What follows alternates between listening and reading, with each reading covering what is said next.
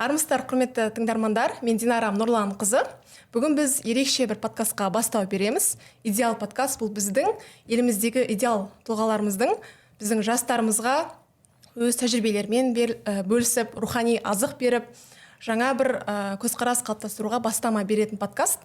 Бізбен бірге пайдалы уақыт өткізіңіздер. Бүгін бізбен бірге қонақта ұлттық спортымызды дамытып жүрген дәстүрлі садақ ату федерациясының вице-президенті, Қазақстан Республикасының ұлттық құрамасының бас бапкері Диас Ахметов, және де дүниежүзілік көшпенділер ойынының жүлдегері, Астана қаласының садақ атудан аға жаттықтырушысы Қанат Қасымхан мырза.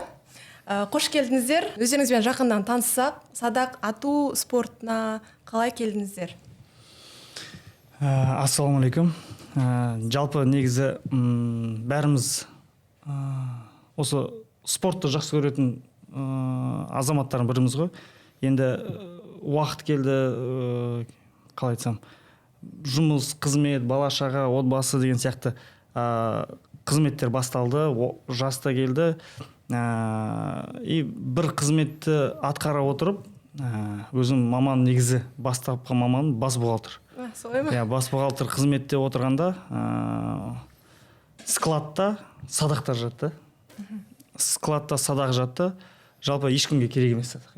Өте сапалы, өте әдемі. Өзім біз бала кезінде енді жай ғана ағашты иіліп, жібін тартып, өзіміз бір нәрсе жасап атып жүрдік. Бірақ ана жерде көрген садақ бұл ерекше болды.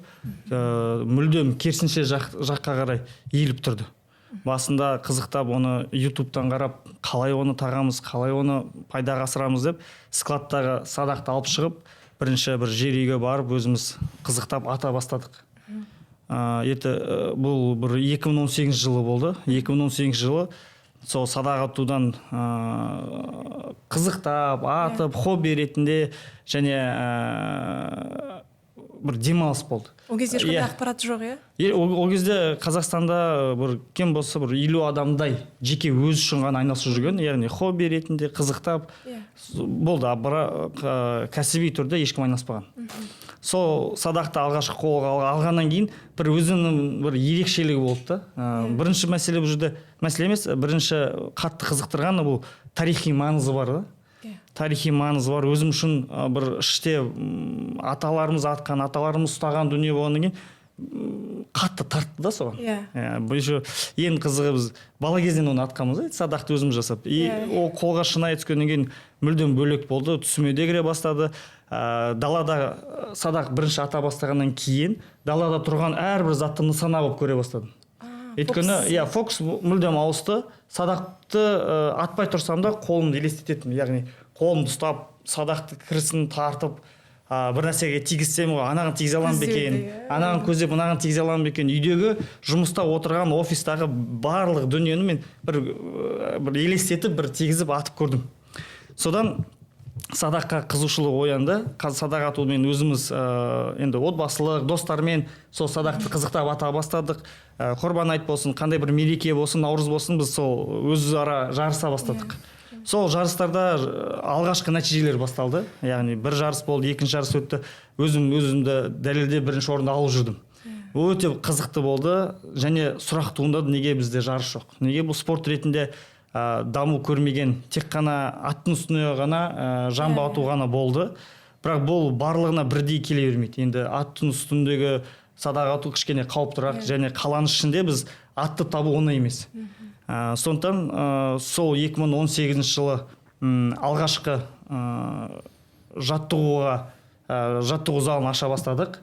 Оның алдында бір себепкер болған бізге Түркия елінен, Юнус Эмре қорынан нелер келді, бапкерлер келді. Олар бір курс ашты. Яғни біз, ол кезде біз мүлдем білмегендіктен біз европалық стильмен атып жүрдік қызықтап. Кейін ол кісілер келді, 2 айлық курс өткізді. 2 айлық курстың ішінде шарттарын қойды, жеңімпаздар Түркияға барып, Түркия сайысына қатысады деді. Содан топқа бөлініп, біз бірінші болып алғашқы осы қазақ әдіспен, бас бармақпен атуды үйрендік. Яғни бізге енді бір септігін тигізген және Түркия елінің садақшылары үйреткен ниеттері жақсы болды. Яғни біздің ата юртымыз деп, олар садақты қайтып жаңғырту керек, олар нағыз өз ата аналарының өнерін қайтып дәріптеу керек деген мақсатпен келді. Яғни олар жақсы дамыған, иә, ол жақ Түркия елінде, Малайзия елінде, басқа негізі 35 мемлекетте бұл өте қатты дамыған спорт түрлерінің қатарына кіреді. Тек қана Түркия, тек қана көшпенділер халық емес, тура Европаның төрінде де садақ атады бәрі. Венгрияға жарысқа шақырып жатыр, Германия, Испания, Франция барлығында дәстүрлі садақ ату бір төл спорт ретінде дамыған. Келесі Қасымхан мырза, сіздің спортқа келуіңіз қалай болды, садақ спортына? Жалпы осы садақ атуды бірінші ағамнан көргем, Абылайхан, Қанат Абылайхан осы ұлттық құраманың мүшесі болды. Астанада оқып жүрген, осы Диас мырзаларды көріп, бірге қатысып жүрді, өзіне садақ алды, барлығын видеоға түсіріп біздің отбасыға жіберетін группаға. Өзім Алматыда едім ол кезде. Бізге де салып жіберсе, біз де атып көрейікші деп айтатын. Сол кезде енді осы Астанаға жол түсіп, жұмыс бойынша келгем, жұмыс бабы бойынша 2021 жылы. Қателеспесем, қыркүйек айында ғой деймін. Сөйтіп, әбекем жүріп кеттік, бірінші тренировкаға барып келейік деді. Барып, осы қазіргі жаттығу жасап жатқан жерде атып көрдік. Ол жерде ең бірінші енді жаңадан келгеннен кейін қысқа дистанцияға атқызады, көреді, қабілетің бар болса үлкен дистанцияға жібереді. Барып бірінші оқтан атып көрдім. Енді андай болады ғой, жоқ, кинодан көргеннен кейін мен аталам. Енді шын мәнінде аталады екем. Сөйтіп жаңағы бірінші оқтан 10-дыққа тигіздім. Керемет. Басында 3 оқ беріледі, соның енді қалған екеуін қатты мақтанып қойдым ба, сәл-сәл қисық жібердім. Бірақ қабілетім бар екенін көріп, Анжела ханым Диас мырзаға қарай жіберді үлкен дистанцияға. Сөйтіп, сол жерде басында үндемей жүретін. Енді ол жерде қаншама мықты мергендер болды. Оларға аузымызды ашылып қарап, қалай атасың. Енді қатты қызықтым. Жаңағы бұрынғы киноларды еске түсіріп, жумуңды көріп алғанбыз. Сөйтсек, видеоны қайтып қарасақ, жумуң қана дұрыс атады екен, ТСО, Йонпо дегендер. Басқа жағы ұстайды екен. Соны ойлап қоямыз. Шеттен қарағанда бәрі оңай болып көрінгенмен, өзің кіріссең мүлдем қиын екен. Сондықтан біраз уақыт атып, бір жылдай мүлдем нәтиже болған жоқ. Енді бір үлкен жарыстарға шықсам, оңай алып қоям деп ойлайсың, бірақ қаншама мықты жаңа садақшыларды көріп, ағаларымызды көріп, деп кішкене тәжірибе жинап, сосын кішкене барлығынан қарап, үйреніп, өзімізде нәтиже шығара бастадық. Ал жаңағы алғаш жаттығуға келген кезде 10-дыққа тигіздім дедіңіз ғой, сол кезде сізде қандай сезім болды? Бірден сол кезде шешім шығардыңыз ба, мен осы спортпен айналысам деген қалай? Ол бар. Мына енді бұрын дзюдомен, волейболмен айналыстым. Травмамен сондаймен шығып кеттім, немесе көшкеннен кейін кетіп қалдым спорттан. Ал мына садақ атуды тастамайтынын білдім, сездім, менікі екенін. Қазір сол осы жақсы көріп жатқан ісімен айналысып жатырмын. Сөйтіп сіз Астанада қалып қойдыңыз ба? Жоқ, кеттім, 2 айға кетіп қалдым, бірақ енді Диас мырза звондап шақырып, кел бірге жұмыс істейміз, бірге дамытамыз деп, сонымен бірден билет алдым. Ана жақтағы жұмыстан шықтым, сөйтіп келдім. Ал Диас мырза, сіздің жаңағы жаттықтырушы ретінде жолыңыз өзіңіз айналысқаннан кейін сұраныс бар екенін біліп, жалпы дамыту керектігін біліп, солай басталып кетті, жаттықтырушылық жолыңыз? Жалпы осы курс өтті деп айтып едім алдында. Сол курс аяқталғаннан кейін мүлдем үзіліп қалды. Және қасымда жүрген балалар 2 ай бойы бір-бірімізге байланып қалған садақшылар баратын жер, ататын жер жоқ. Яғни садақ атуда бір кез келген жерде ата алмайсың да, бәрінде қару, бәрінде қаупі бар, қауіпті дүние. Сондықтан кейін бір 3-4 айдан кейін тура сол залда арендаға алып, алғашқы болып 2018-нің қыркүйек айында зал аштым. Яғни сол. Сіздер жаңағы Түркия мемлекетімен қалай байланысқа шықтыңыздар? Ол кісілер қалай келді, немесе? Ұлттық спортта жұмыс, жаңа бас бапкер ретінде қызмет атқарған жерімде ұлттық спорт қауымдастығы, соның ішінде хат келді. Яғни осындай насихаттау ретінде ЮНИС қоры курс ашып жатыр. Курс ақылы 2 айдан кейін кім ұтады, сол Түркия еліне барады деп. Сол сайыста бас бармақ ауыстырды, өзіміз аталарымыздың әдісімен үйретті. Кейін 2 айдан кейін өзім жеңімпаз болдым. Содан Түркияға оған жарысқа да барып келдік, бірақ ол жақта көбіне үйрету мақсатында бардық. Ол жақта да үйреніп келдік. Кейін үзіліп қалды. Яғни олар оқыты, елдеріне қайтты, сонымен садақ ату тоқтады, қайтып. Сол бір 3-4 ай өткеннен кейін, сол қыркүйек айында алғашқы болып сол залды арендаға алып, группа жинай бастадым. Сол ең қызығы, группа жинаған кезде алғашқы шәкірттер 2 қыз бала келді. Садақ ату курс ашылды, рекламасын жібердік, бәрін еттім, залда отырдым жалғыз өзім. 2 қыз бала келіп тұр. Маған саған неге қыздар? Ер бала емес, қыз бала. Ер бала емес, садақ атуға қару. 2 қыз бала келіп тұр. Нәзік соны жарайды, үйретейін. Өзім де ыңғайсызданып қалдым басында. Жай желеп сол қыздар әліге дейін садақ ату жүр, яғни 2018-ден бері. Қазір отбасы құрды, семьялары бар, семьялармен жақсы араласамыз. Кәдімгі алғашқы шәкірттерім деп мақтанатындай тұлғалар болды. Ол кезде сіз Инстаграм парақшаңызға жарнамаладыңыз, иә? Иә, ол кезде Инстаграмға жарнама жібердік, қосымша енді WhatsApp-тамен тараттық группаларға, сөйтіп дамыта бастадық. Керемет. Ал жалпы осы садақ атудың басқа спорттардан ерекшелігі қандай? Енді бұл жерде ең ауыры ол психологиялық тұрғыда. Садақ ату бірінші кезекте жақсылық жағын айтсам, бұл әділ спорт. Қалай алсаң да бұл жерде күресте дзюдодағыдай шидо жоқ, предупреждение жоқ, төрешіден ештеме әсер етпейді. Тікелей күреспейсің. Тікелей күреспейсің, қарсыласпен сөйлеспейсің, қарсыласпен күштеспейсің. Сенен тек қана нысана және өзің. Егер де нысанамен өзіңді бағындыра алсаң, өзің психологиялық тұрғыда дайын болсаң, сен жеңіске жетесің. Ал бір тұрғыдан өзі басқа спорттағыдай психологиялық тұрғыдан дайын болмасаң, кішкене бір сырттағы мәселелер мазалап тұрса, бір сырттағы дүние мазалап тұрса, сен күнде жаттығуда ондыққа тиіп атқан оғын жарыста мүлдем тимей қояды. Ішкі күйің әсер етеді? Ішкі күйің әсер етеді. Сосын мысалы күрес пен бокста спортшы терлеп өзінің ішіндегі уайым шығарып алады. Яғни сен күрестен кейін өзім негізі бұл жолға тек қана осы садақ ату ғана спорт емес, оған дейін де бізде күрестік, дзюдоға қатыстық, оған дейін футбол сборныйда болдық, қосымша волейболда ойнадық арасында. Енді сол спорттардың бәрін көргеннен кейін іште терілеп, жаңағындай ләззат алып шығасың да тренировкадан. Яғни рахаттанып шығасың тренировкадан. Терілеп, душтан шығып, өзіңді күшті болып сезінесің, ұйқында күшті болады. Ал садақ атуда керісінше. Сіз жаттығуда егер де нәтиже жақсы болса, егер де сен айтқандай, ойлағандай барлық оғын нысанаға дүп тиіп жатса, сен күшті ұйықтайсың шын. Ал көп жаттығу жасаған сайын бір этап болады, әр спортшыда оқтары тимей қойды. Яғни шаршау бар, көптеген сұрақтар ішінде туындай береді, атқан сайын туындай береді. И сол кезде психологиялық тұрғыда өте ауыр жүк өзіне алады.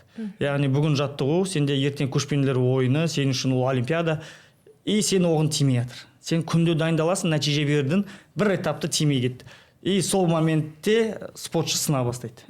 Және барлық спортшы сына бастайды. Яғни садақ атуда жүрген барлық спортшы қинала бастайды. Өйткені күреспеді, тер шығармады, айғайласып, төбелесіп, мұрын қанатып шығарамады іштегі дүниесін. Тек жеке өзінде қалды да, сонымен ұйықтау керек. Онымен ұйқысы жоқ, одан әрі қинала бастайды. Сол бір ауыртпашылығы бар осы садақ атудың осындай. Білмеппін бұрын. Және бірақ енді оның минус ретінде емес, ол ерекшелігі басқа спорттарға қарағанда. Ал жалпы бұл жамбы ату спортында да дәл осылай ма? Жамбы жоқ. Жамбыда сәл басқаша. Бұл жерде енді аттың адреналині бар да. Сен аттың үстінде шауып адреналин алып, және бұл жерде аттың үстінде былай да, көбіне бәрі сенен емес. Яғни сен өзің жақсы атсаң да атын дұрыс шауып бермесе, немесе бір атып атқан кезде сәттің түспесе, дәл өйткені ол жерде көздемейсің қатты. Ол жерде аттың үстінде шауып келе жатқанда көбіне сезіммен атасың. И сезіммен атқаннан кейін сен ешкімге ренжімейсің. Тимей қалса, значит, кішкене сезім дұрыс болмады. Мен өзімнің білетін жасай алмай қалдым емес, аттың үстінде білетін жасама, ана жамбы желмен шауып келе жатқанда тимейтін болса, тимейді. Сондықтан бұл жерде көбіне ойын сияқты қабылдайсың, везения қарайды да. Яғни бәрі тең түскен спортшы болса, онда аттың жылдамдығына қарайды. Яғни ол да тигізеді, сен де тигізесің. Бірақ не шешеді? Аттың жылдамдығы шешеді. Садақ атуда, тұрып атуда бұл жерде анда цикличный спорт, қайталана береді, адреналин шықпайды. Сен те өзің үндемей ғана садақты атып отырсың, сол қиыны, ауырлығы. Бұл үлкен сабырлыққа үйрететін сияқты меніңше. Тура сол. Сабырлығың болмаса, мінезің болмаса, кішкене алаңғасар бала болсаң сен көбіне жеңіске жету қиындау. Көп бала жеңіске жете, сырттан қарап тұрсаң, кейбір кезде жарыстың алдына кішкене баға беруге болады.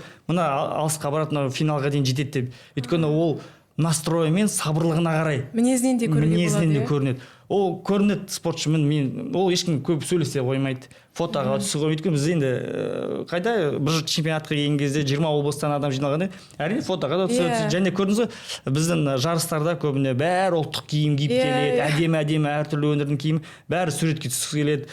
Енді энергиясын шаша бастайды жан жаққа барлығы.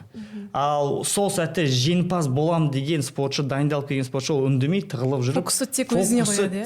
Тек сол нысанада болады. Және қарсыласпен де сөйлеспейді, өзімен ғана. Сол бала жеңіске жете алады. Яғни фокусынды дұрыс қоя біле алған спортшы жеңіске жетеді. Керемет. Ал Қасымхан мырза, сіз өзіңіздің көшпенділер ойынына қатыстыңыз ғой? Күміс. Иә, ең бірінші 4-ші дүниежүзілік көшпенділер. Сол жарыс жайлы айтып бере аласыз ба? Қалай болды? Бірінші жарысыңыз сондай нәтиже? Басталса бітпей қояды деп. Айта беріңіз. Иә, 2022 жылы қайта Астанаға мамыр айында келген болатын. Енді ол кезде уже кәдімгідей кіріскеннен кейін үздіксіз жаттығу жасадық. Енді басында бармақпен үйретті маған осы қазақ стилін. Одан кейін жаңағы академиямызда бір холодильник шығарамыз деп мына бармағым кесіп алған болатын. Қатты кесіп алдым. Енді мына мен атамаймын. Сөйтіп 3 саусаққа көштім. Бәрібір ату керек деп 3 саусаққа көштім. Ал жарыста бәрібір негізі? Иә, ол кім қалай қандай стильмен атады бәрібір.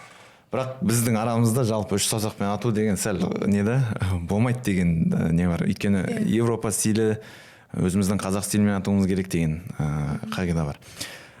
Сонымен дайындалдым. Іште бізде 15 метр. Күнде дайындық. Маған бір жақсы не болғаны, көмектескені Диас мырзаның академиясы. Бүкіл нәрсе дайын тұрды. Енді кейбір спортшыларға қиындау түседі, өйткені оқ сатып алу бар, садақ сатып алу бар. Бұл жерде садақты, ең күшті бір садақ бар, дәкем өзіне алған. Бірақ атып үлгермеді, мен сұрап алдым, ол кезде ала алмадым. Сөйтіп ағам сұрап, жаңағыдай маған сыйлық жасап алып берген болатын. Ол бар, енді кез келген оқ бар. Бір менің жеңіске жетуіме бір пайдасы тиген, бір көмек болған заттарын осы Диас мырзаға осы жерде алғыс айтып қояйын. Сөйтіп бүкіл дайын нәрсемен күнде дайындалдым. Сарыдан шығармайтын, ондықтан шығармай, 15 метрден. Енді көшпенділер ойын бірінші жарысым шетелде Салбурын болған, Қырғызстанда. Көрші елде, енді оны шетел деп айтпайсың, көршіміз. Сонымен барып келдік. Сол жақта көшпенділер келген сияқты бүкіл әлемнен келді. Неше түрлі садақшылар, әлемдік деңгейдегі садақшылар. Қарасақ біз барлығымыз оқтарымызды мыжып, жаңағыдай бір тубысқа 3-4 адам оқтарын салып, сөйтіп алып барғанбыз. Олар әр оққа полкі дайындаған. Барлығын қараған, отдельно мә деп сол жерде кішкене опыт жинадық. Және Түркияға келесі, ол жерде енді ештеңе алмадық, тек опыт жинадық болды. Сөйтіп елге қайттық. Диас мырза айтады, Түркияға көшпенділер ойыны дегенді бұрын естімегенбіз. Естіп тұрсақ та вакансия бар, жаңағыдай льготпен барсаңдар болады дейді, бірақ ойлаймыз да, қандай жарыс ол деп вообще біліп тұрған жоқпыз. Яғни уровень деңгейін білмейтінбіз. Сөйтіп 10 адамға іліге алмай қалдық. Жаңағыдай тегін баратын. Өйткені Турция 10 адамға өзіміз төлеп береміз, келіңіздер деген. Сөйтіп шақырту берген. 10 адам тіркеліп қойды, біз үлгермей қалдымыз. Диас мырза бізге ұрсады, дайын тұрған нәрседен айырылып қалып тұрсыңдар ғой деп. Сөйтіп ары ойланып, бері ойланып, сөйтіп туда ғана билет алдым. Туда ғана еще оны ағам алып берді. Болды, мен әлем кубогына барып келдім, ол әлем кубогына бірінші орын алып келген. Сен сол көшпенділерге бар деді, билет алып берді. Сол жаққа ғана Бақберген деген мырза бар. Сол екеуміз, ол бірінші ұшып кетті, сосын мен бардым. Ол кісіге де Алла разы болсын. Бір күн мені аэропортта күтті. Енді Турция бірінші рет барып жатырмын шетелге. Шетелге алғаш рет барып жатырмын. Турцияға барып жатырмын. Сөйтіп бір күн неде күтті аэропортта. Сөйтіп ары қарай екеуміз бірге бардық. Аузым ашылып жүр, сонша адам көп. Сөйтіп жаңа Бурса қаласына бардық, Изникке. Ол жер көшпенділердің ойынына бір қалашық соғыпты өздері. Өте үлкен, дайындалып жүрміз. Жаңағы оқ жоқ, оқты сол жерде Ербол ағаның не ұзындығы сәйкес келмей қалды, сол жерде сатып алды. 10 оқты маған берді, өзі керегі 9 оқ. Маған 10 оқты берді, салып алдым. Сол жердегі бір күн жаттығуда атып көрдім. Өйткені атып көрген кезде бір рет менде өзімде сондай бір не бар қағида. Бір рет аттым, жаңағыдай дұрыс ұшса болды. Дайынмын дегенде өз-өзіме қойдым. Сонымен ертесіне жарыс басталды. Диас мырзаның айтқаны бар, тиіп жатса қуанбаңдар, бір қалыпта сақтаңдар, ешкімге айтпаңдар деп айтып қойғаны бар. Сөйтіп үндемеймін, бүйтіп қарап қоямын. Ең соңына кетіп қалғам ғой мен. Соңғы тіркелгеннен кейін ең соңғы жағында тұрмын. Атып жатырмын. Бүйтіп басқа нысаналарға қарасам, оқ деген үйіліп тұр. Біздің нысанада бір 8 оқ, 9 оқ сондай. Сөйтіп қарап тұрмын. Мә деп қалай болады екен деп сөйтіп барып суырып санап соңғы біткен кезде әр қазақстандық спортшыдан барып сұрап көрдім, қанша жинадыңыз. Менікінен әлі ешкім аспады. Сөйтіп келдім. Ешкімге айтпадым. Деп қоясын, ары қарай кете бересің. Сөйтіп соңғы Диас мырзадан сұрадым, қанша алдыңыз десем, осынша алдым. Менікі көп болып тұр. Осынша 29 алдым десем, қой дейді маған, сенбейді. Қой дейді. Шын айтамын десем, 2 рет 3 рет сенбеді, сосын мен шынымен деп бүйтіп көрсетіп жаңағыдай не істеп жатсам, машалла деп қуанып, сөйтіп барлығынан жоғары балл жинаппын мен. Біздің қазақстандықтардан. Сөйтіп, пока әлі результат шыққан жоқ, қанша адам қатысты? 115 адам қатысты ғой деймін. 115 адам қатысты. Ер адам категориясынан. 35 мемлекеттен. Сөйтіп, жаңағы 16 адам ғана өтеді одан. 110 адам. 110 адам ішінен 16 адам өтеді. Соны мен әлі уже қорқып тұрмын, не болады екен. Сөйтсем, Диас мырзалар келіп айтып жатыр. Ойындама сен бір 5-ші ме 6-ші ме өттің дейді ғой. Бейт өзінше болмай ма? Психология тұрғыда не бар? Ол деген сол кезде мен түсінбедім оны. Жүгіріп келіп, уайымдама сен 3-ші орында тұрсың дедім. 3-ші болып шықтың дедім. Мен мықтымын ғой деп Қасымхан өзіне сенімдік алды. Бірінші рет келіп деп бүйтіп өзінше не қыл. Сөйтіп 1-16 ертесіне болайын деп жатыр. Мен деген бүйтіп жатырмын. Түн мен ұйықтай алмаймын. Таңертең сумкамды алып, естіген бойынша 3 адам болып өттім. Ол кезде спискті көрген жоқ, сетканы. 3 болып өттік. Мен, Азамат аға және Али аға 3 қазақ өтті деді. Жақсы. Сөйтіп ертесіне сумканы көтеріп баратсам, әкел мен көтеремін, жоқ өзім көтеремін, апарам деп бардық. Бәрін дайындадық, Ербол аға массаж жасап жатыр, бәрі давай Қасымхан, давай. Сөйтіп сеткада Венгрияның бірінші садақшысымен шықтым. Енді 16 адам, ол барлығы мықты адамдар ғой, мықты садақшылар. Сөйтіп Қасымхан ешкім танымайды. Мен ешкім танымаймын. Уайым жоқ. 3-ші орында. Біз дайын қорқамыз. Мәссалаймен шығасың. Бірақ айтпаймыз оған. Ешкім үндемейді. Сен 3-ші орынмен шықтың, сен үздіксің деп оған айтып қоямыз. Негізгі сетка 16-та нешінші орын? 15 па 14-ші? Мысалы 16-тан өтсем, мен 14-ші болып кіргем. Соңғы кірді. Одан кейін 2 қазақ кірді. Соңғы 3 қазақ болып біз кіргенбіз ғой. Оны айтпағанбыз оған. Өйткені енді білесіз ғой, қазір қарсыластарым бәрі менен көп жинады, мен олардан жеңіліп қаламын деп уайымдаймын. Ойша жеңіліп қалды. Ең басты бір фишканың өзі сол кішкене нені көтеріп қойды да. Солай? Сонымен бірінші венгриялықпен шықтым, қателеспесем 7-6 боттым. Ол отқан жігіттерді біз ютубтан көріп, олардан үйреніп жүргенбіз. Мынау мықты, мынау спортшы мықты осылай. Оның несін биографиясын зерттеп, қалай ататын тәсілдерін, не садақпен ататын зерттеп жүргенбіз. Қасымхан енді жаңадан келген спортшы. Танымайды. Осы подкастты көрген және бөліскен жандардың арасында бір аптаға Түркия мемлекетіне саяхатқа жолдама сыйлаймыз. Шарттары төменде көрсетілген.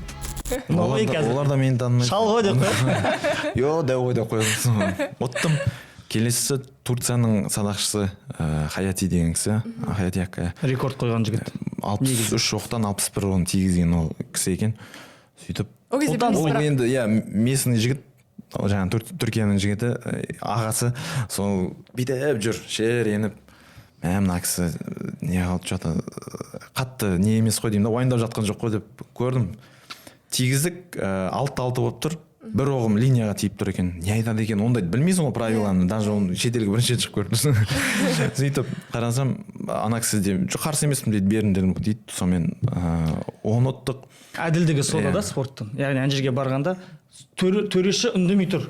Өйткені Түркияның төрешісі, ана жерде спортшы Түркиянікі. линиядан сыртында жай ғана тиіп тұр ана қара сызыққа. Неге ана жерде спорный да қатты. Бірақ спортшы ретінде Түркияның азаматы бірден Қасымхан қарады, жеңдің азаматсың деп қолын қысып берді. Сөйтіп жаңағы Ласла деген кісіні Қырғызстанда көргем. Әшейін бір жерге жинайды 35 метрден 40 метрден. Мына кісімен сол кезде ойлағам Қырғызстанда осы кісімен бір күні шығам деп. Сон бір айдан кейін мысалы шығып тұрмыз да бірге. Бір айдан кейін сол Түркияда қарсылас болып шығып тұрмыз. Ол кісіні жартылай финалда. Жартылай финалда. 7-3 қылып оттым. Анау аржанда тағы бір сетка бар екенін білмеймін. Болды, мен бірінші орын алдым деп қуанып жүрмін. Жалпы Ласло, Кочка Ласло деген Венгрияның спортшысы, ол әлем бойынша бірінші орында келе жатқан спортшы. Қазіргі рейтинг бойынша қазіргінің өзінде бірінші орында үлкен кісі, үлкен азамат. Бір уайым жоқ, психологиялық тұрғыда өте жоғары дайындалған. Осы Қазақстанға көшпенділер ойынына келген кезде, мысалы сағат 12-де іріктеу бітті ма, 4-те финал.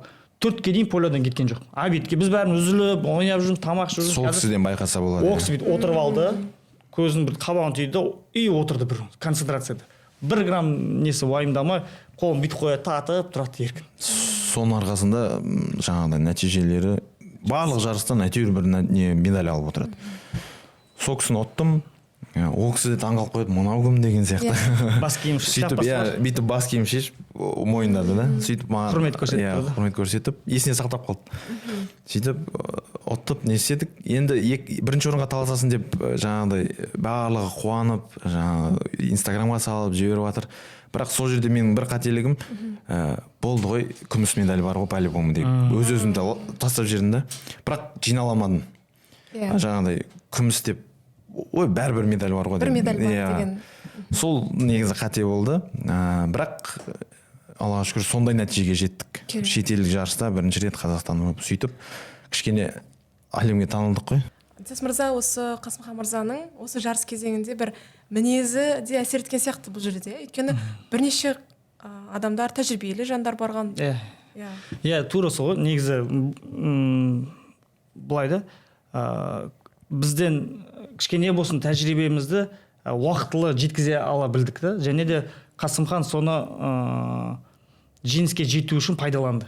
Яғни кейбір спортшылар жоқ, мен өзім істей аламын, өзім реттеймін деп айтса, ол мүмкін өзіне жұлдыз болып санап қалып, или өз-өзіне тым көп сеніп қойғандықтан ба жеңіліске жетеді. Ал бұл жерде Қасымхан жаңадан барды, көп нәрсені енді қызығып көріп жатыр. Жаңа спортшы, көп спортшылар сырттан танымайды, және де оларға қарсы психологиялық тұрда жанбайды. Бір қалпында, бір жағынан ойнап келді, өзінің сөзі болды, тәжірибе жинап барып келейін сіздермен Түркияны көріп қайтамын деп шыққан. Сөйтіп жарысқа бірге барды, соны көріп және жеңіске жетті. Енді көбісі осы сұрақты қойды. Қалай Қасымхан бір жылдың ішінде, бір жылға толмады ма қатысқанына, барып әлемдік деңгейде 35 мемлекет қатысқан жарыста 115 үздік спортшының арасынан суырылып екінші орын алды. Яғни садақ атуда басқа өңірде, басқа әлем бойынша дамыған ғой дейді, дамымаған спорт түрі ғой дейді. Немесе екінші сөз айтады, қазақтар нағыз мерген, бұл тек қазақ ұлттық спорты деді. Жоқ, бұл керісінше басқа әлемдегі спортшылар да дамыған. Олар өздерінен сұраса 30 жыл атамыз, біз 25 жыл атамыз дейді. Мен 9 жасында әкем алып келді дейді. Өз жасын сұраса, ол 40-тан асқан әйел екен. Яғни 9 жаста әкесі алып келді, 40-қа дейін 31 жыл садақ атып келеді екен. Бір апайларымыз.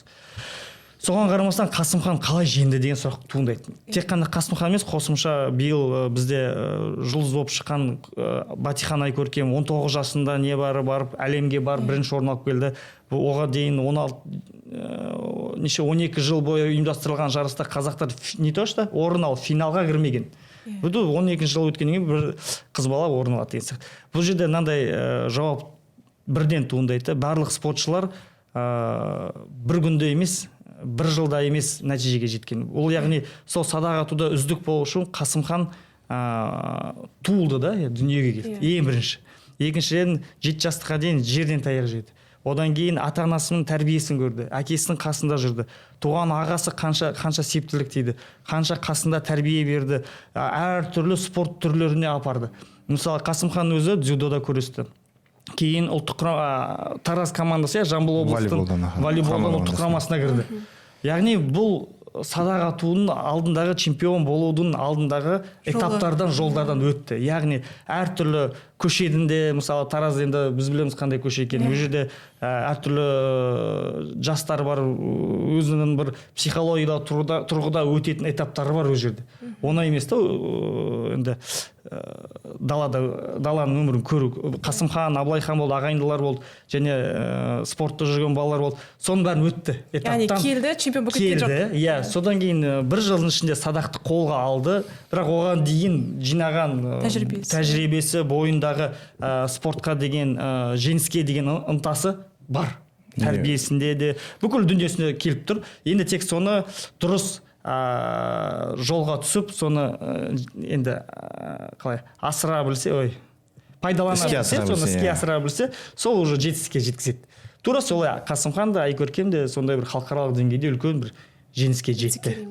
Одан кейінгі жарыстарыңыз қалай болды? Сондай нәтижемен аяқталды ма? Қалай болды? Сол жаңа Қырғызстаннан кейінгі, Қырғызстанға барып келген кезде 1-2, енді 3-4 ағамыз жаңа мемлекеттің атынан барды, квотамен барды дейді ғой. Сондайға біз де барымыз келді. Жаңағыдай мемлекет төлеп берсе, бұрын еститін едік қой, жаңағыдай ұлттық құрама болса, бүкіл қаражатын мемлекет көтереді, сен нәтиже шығарып медаль алып келуің керек деген сияқты. Мен де сондайға ілгім келді. Бірақ Қырғызстанда жүрген кезде мен чемпионат Қазақстанға дайындалам, сол жерде орын алам, ұлттық құрамаға кірем деп өзіме мақсат қойған болатын. Сөйтіп мен мемлекеттің атынан жаңа барлық жарыстарға барып жүремін деп ойлағам. Сөйтіп мақсат қойдым, бірақ одан ерте әлемдік жарыста жаңа күміс жүлдеге ие болдым. Ұлттық құрамаға кірдім. Кішкене қалай айтады, жұлдыз болып кеттім ба өз-өзімен. Енді әлемдік деңгейдегі жарыс болғаннан кейін кішкене бәрі Қасымхан бірінші рет деп бүйтіп не істеді. Сөйтіп Жаңаөзендегі жаңа Қазақстан Республикасының чемпионатында осы да бір психологиялық не ғой, этап.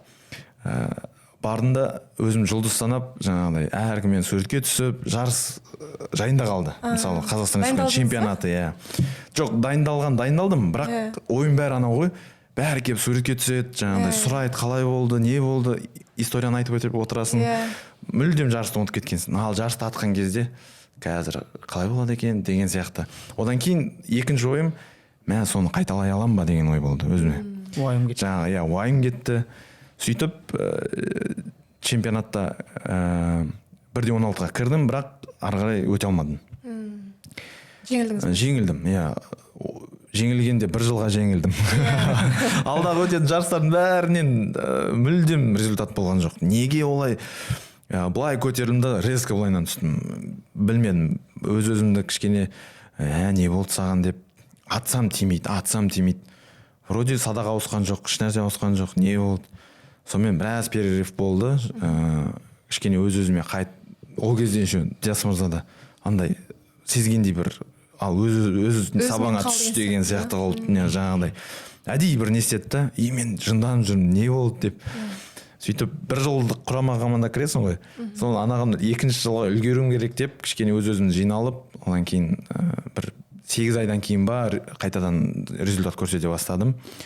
Айтайын дегенім сол, жаңағыдай бірде былай барлық жерде жаңағыдай мықты ата алмайсың, сен өз-өзіңді контрольда ұстауың керек.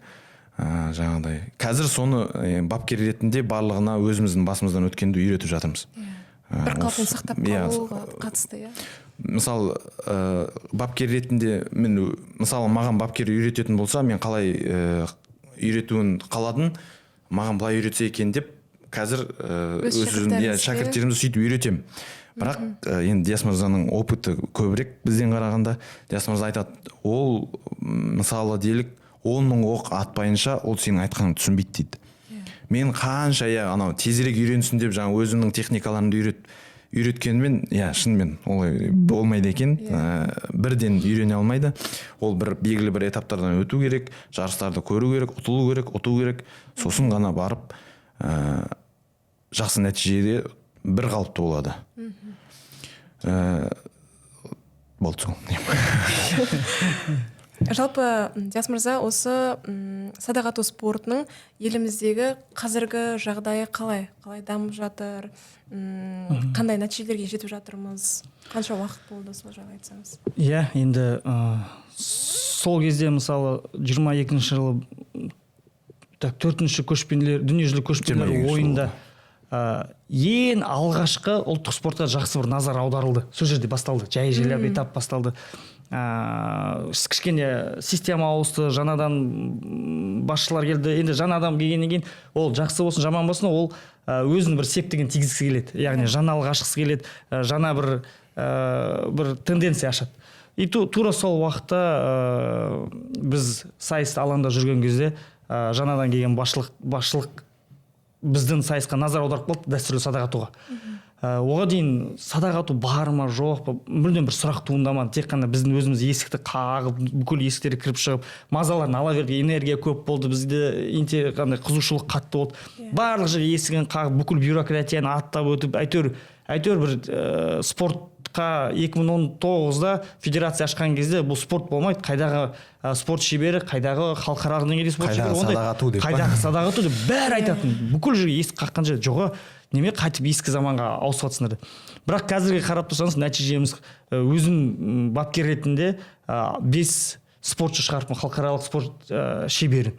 Ол қандай керемет, яғни олар стипендия алады, олар әр акимат өз облыстар өңірлерінен бір кішкентай болсын жалақы алады, сапарларға барады, ел көреді, жер көреді. Бір күшті дүние шықты да.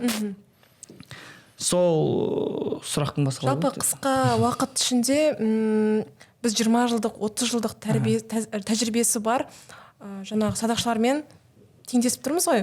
Бұл жерде тек қана тәжірибе емес, бір бойдағы батаруымыздан келе жатқан рухты әсер ететін сияқты. Тура сол. Мен кешеде бір тренировкада балаларды жинап, ұлттық құрама Астана құрамасының балаларына кішкене бір арасында, басында бір 10 минут, 5 минут дейші, кіріспе бір түйіндеген айтып отырмын. Тура сол кеше ғана айтқан сұрақ еді.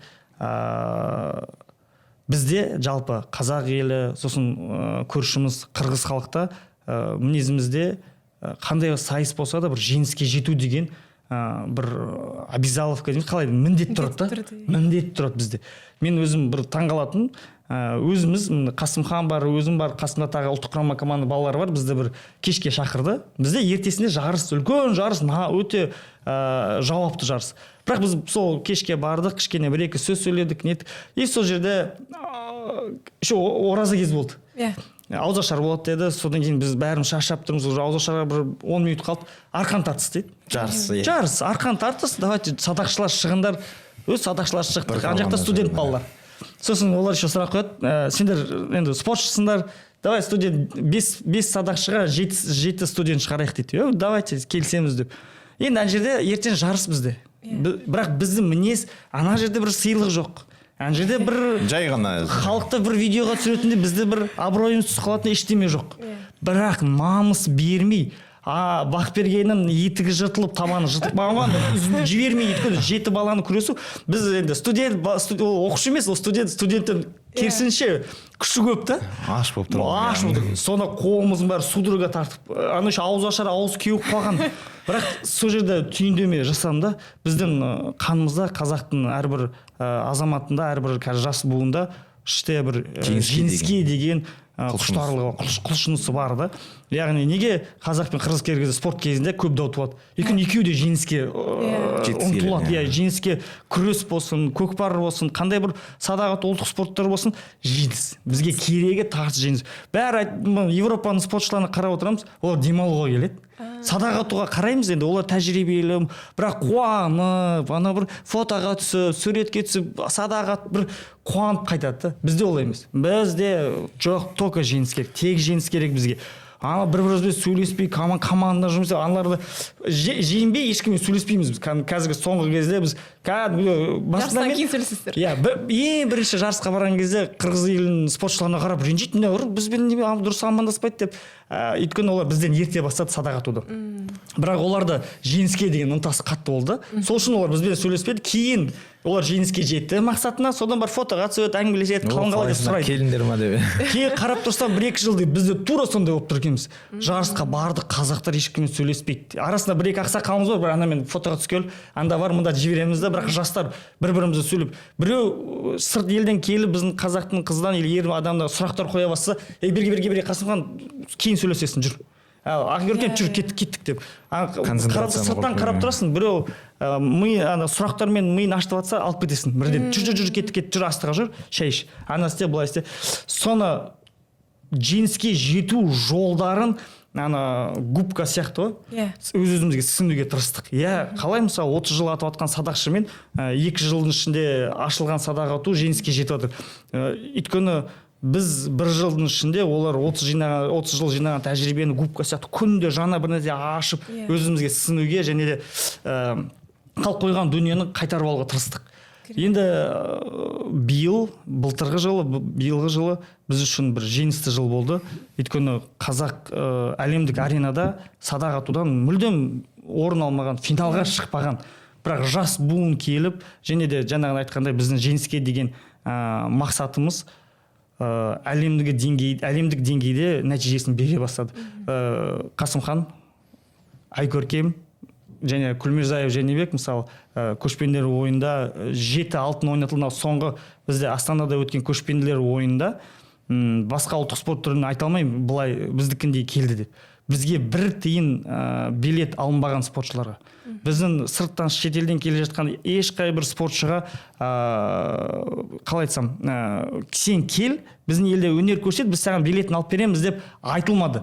Керісінше, біз шетелден 35 мемлекеттен таласты. Австралиядан 20 адам таласты. Бізге квота 10 адам ғана рұқсат берді келуге. Яғни ұлттық құраманың сол садақ атуға солардың барлығы келіп таласты. Және бізді алыңдар деп. Бізді алыңдар, біз ресми федерациямыз, олар емес деп дауласты көп мемлекеттер.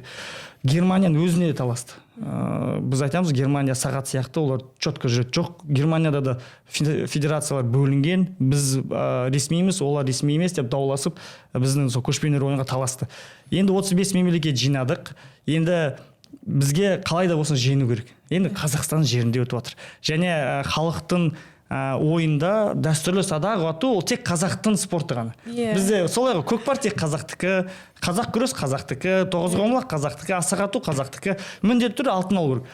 Тура сол қағидамен бүкіл жиналыста неше алтын аласың? Мен бұрын алтын алам ба деген сұрақ қойсаңдар бірінші деп. Қалай сен алтын алмайсың? Ол спорт бізге не керек не дейсің? Қазақты ғой, жоқ, кешенді. Әр жиналыста бірінші сөзін бастаймын.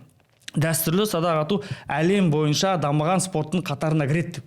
Сөйтіп бастаймын да, сосын бар-барға. Сол кезде кішкене бәрі милар ауысады да, деген сияқты оған түсінік пайда болады. Сөйтіп 1 алтын алам, 2 күміс, 5 қола алдық, бірақ 3 қола алам деп өз-өзіме міндеттеме алдым. Ақорданың ішінде сол міндеттемені айтып саған бәрі айтып қол қойып жазып алдым деп.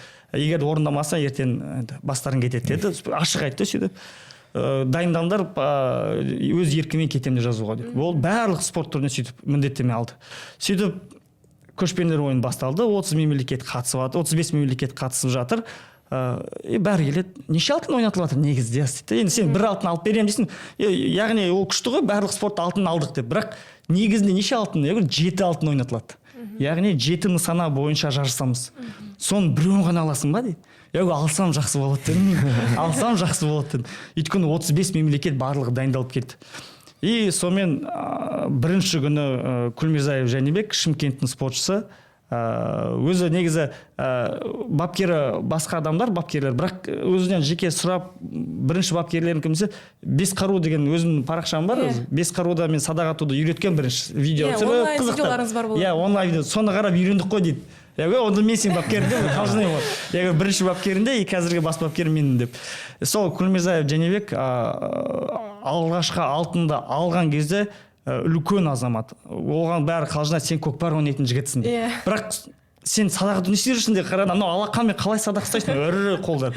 Сол жігіт отқан кезде өкіріп жылады ғой. Ана айтады, өзі қарайды, ана өксігенмен жылаған қатты дейді. Бала сияқты жылап жатыр дейді. Қой жылама, қалжыңдап айтады. Ербол Тапенов дейді, құрдасы бар. Болды күміс жүлдегері. Соны іздедім дейді қарап. Сен келе қалдың дейді. Мен кішкентаймын оған қасында. Тығылып жылап алайын десем дейді, ешкімге көрінбейді. Алдынан сен шыға келдің дейді. Ерболды іздедім дейді. Ерболдың қойнына кіріп көрсетпейші деп камера түсіріп жатыр бар. Анау тоқтамайды дейді, өкіріп жылап жатырмын дейді. Бұл өзі де бір айтты, үлкен бір дайындықтың нәтижесі. Өйткені мен бірінші жиналысқа кірген кезде жас неше алтын аласың дегенде олар түсінбейді, олар ойлайды біз садақ ату бүкіл қазақтың тек қазақтың спорты, олар барлық алтын алады деп. А мен білдім ол ауыртпашылықты бізге оңай болмайтынын. Біздің жерде, біздің мемлекетте күнделікті міндеттеме сұрайды. Неше бізде енді бюрократия демеймін, бізде нелер көп, дирекциялар көп, басқармалар көп. Бәріне жиналысқа шақырады да сұрайды. Неше аласың, қанша алтын аласың деп. Сол кезде міндеттеме бере берген сайын ауыртпашылық жинап қойып спортшыларды жинаймын да, жаңа 10 іріктеп алған садақшылар күнде айтамын. Бөлсем деңізші. Иә, оларға бөлсем. Бүгін жиналыста болдым, маған былай айтты, сендерге жеткізіп жатырмын. Олар одан сайын уайымдайды. Шын мәнінде өйткені конкуренция қатты. Сөйтіп ана үлкен жаңа көкбасшы жігіттің көзіндегі жасын көріп тұрып, бұл үлкен бір дәлел болды. Үлкен жеңіс екенін біз үшін бірінші күн алып берді. Біз үшін бір қатты бір жақсы қуаныш болды. Сөйтіп. Ал жалпы садақ атудың осы кәсіпқой түрде немесе әуесқой айналсам деген жандарға қандай кеңестер береміз? Әр қалаларда болады ғой енді бізде. Иә, енді кейбір кезде мынандай мәселе да, біз қазір бапкер болғаннан кейін тек қана жеңімпаз шығару емес, иә, жеңімпаз ол біздің бірінші мақсатымыз. Бірақ мысалы дзюдоны алсақ, бір категорияда 5000 адам іріктеуге түсті, соның біреуі ғана жеңімпаз. Яғни сен 5000 адамды қайда жібересің ертең? Олар жеңіске жетпесе, олар барлығы тастап кетеді. Немесе тура солай садақ атуда сондай деңгейге келе жатыр да. Яғни залда қазір 30 адам дайындалып жатыр. 30 адам ішінде олар түсіну керек та барлық жаңадан келген спортшылар. Сен бір жылдың ішінде бірден нәтиже бермейсің. Берсең, сенің бұрынғы кезіндегі бір ерекшелік, бір таланттарын шығар. Спортқа деген. Иә, спортқа деген махаббатын, сен күрестің, бокстың, басқа да бір тактикалық спорт түрі айналысып, сен садақ атудың сырын аша білдің. Бірақ көп келіп атқан жаңадан спортшыларға кеңес беретін спортқа махаббатпен келу керек бірінші. Содан кейін ол спортта махаббат болғаннан кейін тек қана жеңіс бірінші орын емес, өз үшін меже қою білу керек. Бір этаптан. Иә, мен 100 спортшының ішінде 50-ге кірем. Бұл мен үшін бірінші жеңісім деп. И жыл сайын жаңартып отыру керек, яғни белестерін, мақсаттарын. Иә, енді әрине сен енді 5-6 жыл айналысқаннан кейін өз үшін бір нәтиже шығару керек екенді ол түсінеді, иә. Немесе екінші түрі бар, ол карате сияқты спорт түрлерінде екі неге бөлінген философия. Біреуі мастер спортта жасаймын, спорт шеберін шығарам, қара пояс кием, сөйтіп жүремін. Екінші бар, мен осы дүниеден өткенше осы садақ атуды үйренем, каратені үйренем, белесіне жету деген жолым жоқ деп. Яғни бұл шексіз әлем дейді. Шексіз әлем, шексіз әлемді зерттей беремін. Тура солай сияқты бізде садақ атуға да подход сондай болу керек. Бар ондай кісілер, иә? Бар. Бізде оны білеміз, бар. Мысалы Европада мысал ретінде келтірдім, олар қуанып келеді жарысқа. Иә, жеңсе күшті, жеңбесе өкінбейді. Өйткені бұлар үшін ол бір махаббат, өмірдің бір салты. Сөйтіп қуанып жүреді. Және де солай айтқым келеді, жаңадан спортқа келген кезде бірден мен чемпион болам, бірден мен мойыма алтын тағылады деген емес. Мен осы спорттан қандай пайда ала алам, бұл спорт мен үшін қандай денсаулығыма, немесе ортамды өзгертуге, немесе тарихымды зерттеуге қандай әсер бере алады. Соны қарап, таңдап садақ атуға келуге барлықтарын шақырамын. Керемет. Ал жалпы тек қана садақ ату емес, спорттың түрлері көп. Қазір бізді осы подкаст арқылы көптеген жастар тыңдайды.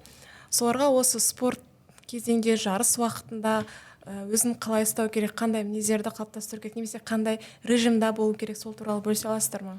Енді оны көптеген қазір коучтар, подкасттар айтты. Енді әлемдік деңгейде жүрген бапкерлер. Бірақ енді ол бірінші дисциплина, тәртіп қой.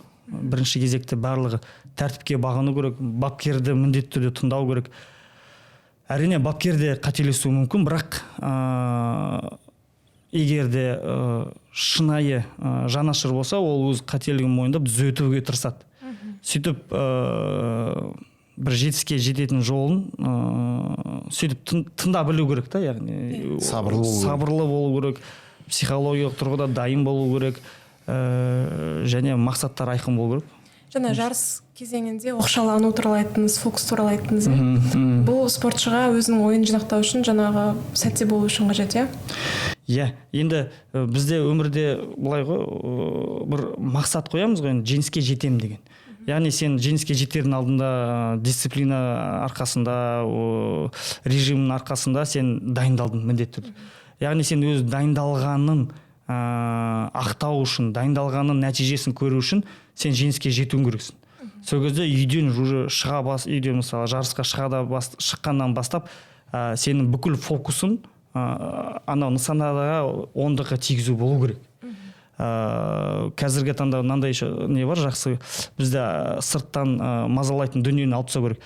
Бір ақсақал айтады, кезінде бүкіл мәселе үйде болатын, таңертең шығып кетем, кешке келгенде мәселені ғана сол кезде ғана еститін мәселе туралы. Сол мәселе проблеманы уже шешіліп қояды да даже кейбір кезде дейді. А қазіргі заманда проблема қалтада жүреді дейді, өзімен бірге. Яғни мәселе туындады ма, саған телефонмен бірден хабарласып, осындай жағдай болып жатыр дегенде сен болды бүкіл жеңіске деген фокусын алып тастайды, бүкіл стресске кіргізеді. Сондай нәрселерден негізі бапкер спортшыны толығымен сақтау керек. Толығымен бапкер стратегияны құру керек, стратегия құру білу керек, сөйтіп спортшымен жұмыс істеу керек. Енді қазір айтады, сырттан психолог керек, әрине психолог керек, ол қосымша, бірақ бапкер де өзі психолог бола білу керек, өйткені бапкерде баланы жақсы таниды, оның қыр-сырын бәрін біледі, оған қандай мәселе, кейбір кезде бар, бізде ағамыз бар, Азамат Нұртаев, көбісі садақ атуда негізі сабырлықпен атады. Бірақ Азамат Нұртаевқа келген кезде ол кісі сабырлық ұстаса уайымдап кетеді, кәдімгідей уайымдап, бір оғын тигізбейді, негізі рекордсмен адам.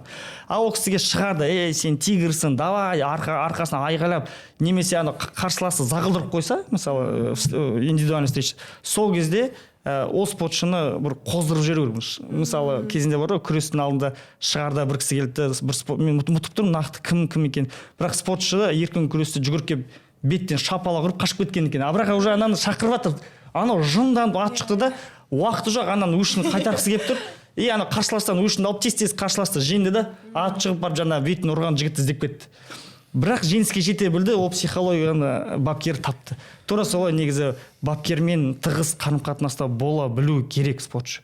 Сол нағыз шынайы жанашыр, шынайы білетін маман, білетін бапкер, сөйтіп деп ойлаймын. Және қазір мен айта кететін нәрсем, ол көбінде сырттан бізде медиаға біз өзіміз ұмтыламыз, бізді қарасыншы, бізді түсірсінші деп. Бірақ интригадан аулақ болған жөн деп ойлаймын. Қазір бізде көбіне журналистер интриганы ғана іздейді. Мына спортшы алтынды ала ма, мына былай кірді, бұл әділетсіз іріктеуден өтті деген сияқты нәрселерін қозғай береді, спортшыға жүктің үстінен жүк үйе береді. Енді қайтып сол кезде бапкердің функциясы ол спортшыны содан сақтау. Сондықтан жарыстың алдында бапкерлер, баланың өзі де, спортшының өзі де сыртқы проблемадан, ақпараттан аулақ болу керек. Бүкіл фокусы садақ ату ма, нысанада болу керек болды. Сол кезде спортшы жеңіске жетті. Мен бағанада бір үзілістерде бір өзіміз әңгімелесіп жатқан айтып едім. Спортшыны негізі жеңімпаз бүгін финалға түбіне жетеді деген спортшыны алдын ала көруге болады. Яғни сыртқы көзбен байқалады оның ынтасы, оның фокусы нысада тұрған екен. Ол ешкіммен сөйлеспейді, ешкімге қарамайды, суретке түспейді, қалтасында телефон мүлдем ұмытып тастайды өзі. Сөйтіп жеңіске жету жолының бүкіл нәрсесін істейді, қалғанын енді алған нәтижесінде күтеді. Керемет. Ал алдағы уақытта жаттықтырушы ретінде, жалпы федерация ретінде қандай жоспарлар құрып жатырсыздар? Ой, план көп деп. Жоспар көп. Жалпы енді біз әлі шал емеспіз. Жалпы өзімді айтатын болсам, әлі де жеңістерге жеткім келеді. Прям орнымды ойып тұрып, атымды қойым келеді. Қазақстан атын шығару керек. Өзіме бұрын айтқан болатын. Енді әлемдік деңгейде қай мемлекет мықты деп айтады, Турция, Малайзия деп айтып жатады. Енді тек қана Қазақстаннан озу керек деп айтатындай деңгейге жеткізуге атсалысамын. Соған өзімде шәкірт дайындап жатырмын. Енді дәкем сәл үстіден қарайды енді. Біз оған көмектесеміз. Енді тек қана айтпаймын Астана деп, бүкіл Қазақстанды дайындаймыз. Өйткені бір адамдар қайта шыға берсе, басқалары кішкене ондай менде де ондай сезім болған, ой мыналар қайта шыға береді, мен басқа спортқа кетем ау деген сияқты ой пайда болуы мүмкін. Кейде анау Қазақстан Республикасының чемпионатында ай жаңа бір жеңімпаз шықсыншы деп ішіңнен айтып қоясың енді. Сөйтсең, ол тұрақты бір спортшы ғана бола бермейді, әртүрлі өңірлерден білмеген адамдар атып шығады. Оған қуанасың, өйткені дамып жатыр, ары қарай да дамиды. Және ынтасы бар балаларды жеңіске жетуіне жаңағыдай көмектескің келеді, бір үлесіңді қосқың келеді. Қазір балалар бар бізде Астанада. Соларға жаңа қыз бала болсын, ұл бала болсын, барлығына көмектесуге атсалысып жатырмыз. План көп жалпы. Қазір әр қала бойынша негізі жаттықтыру залдары, жаттықтырушылар барлығы бар, Шүкір, бүкіл Қазақстан бойынша барлық облыста бар. Және бір емес, 2-3 бар. Енді әр қайсысы олар өзара жарысады, ол жарыстан өткендер Қазақстанға келеді, облысқа келеді. Өте қызық өтеді жалпы. Бір жарысымызда 300 адамнан қатысады Қазақстанда. Рекордтық жаңағы ұлттық спорттың рекорды деп біз әрқашан медиаға салуға тырысамыз. Садақ ату осы жасөспірім арасында 350 бала жинады, және соңғы Қазақстан кубогында 350-ден асты қатысушы. Яғни өз еркінмен, өз қаражатымен. Уақыт жете ма деп ойланып қоямыз. 350 спортшыны қалай біз бір нысана бойынша бір күнде атқызып үлгереміз деп уайымдайтын кездер болып отыр қазір. Жақсы, жалпы бүгінгі подкастқа келгендеріңізге алғыс айтамын. Жұмыстарыңызға сәттілік тілеймін, табыс тілеймін. Чемпиондар көп болсын. Қазақстан бірге жоғары көтере берейік. Құрметті тыңдармандар, бүгінгі подкаст сіздерге пайдалы болды деп ойлаймыз. Алдағы уақытта осындай пайдалы подкасттарда жолыққанша. Бұл подкаст Астана кино видеопродакшн студиясында түсіріліп жатыр. Подкастымыздың сапалы әрі мазмұнды болып шығуына атсалысқан, және де осы подкасттың іске асуына қолдау көрсеткен Астана кино видеопродакшн студиясына алғысымды білдіремін.